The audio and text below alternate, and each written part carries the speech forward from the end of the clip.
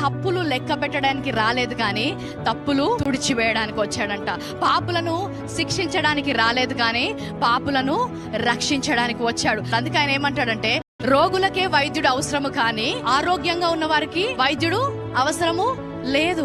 పాపులకే రక్షకుడు అవసరము, కానీ పాపం మెరుగని వారికి రక్షకుడు అవసరము లేదు. నేను పాపుల కోసమే వచ్చాను అంటున్నాడు. ఎవరి కోసం వచ్చాడంట? యేసుక్రీస్తు. ఎందుకు వచ్చాడు?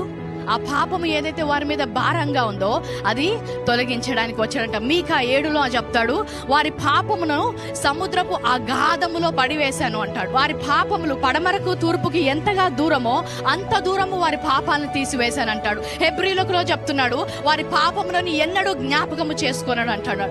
ఏ పాపం అయితే నీకు నాకు అడ్డంగా ఉన్నానో దాన్ని శిలువ మీద మేకులతో కొట్టి ఆ పాపాన్ని తుడిచివేసి ఆ పాపముపై నీకు అధికారాన్ని ఇచ్చి ఆ పాపము నీపై నిల్చోకుండా నేను పవిత్రులుగా చేశానంటున్నాడు.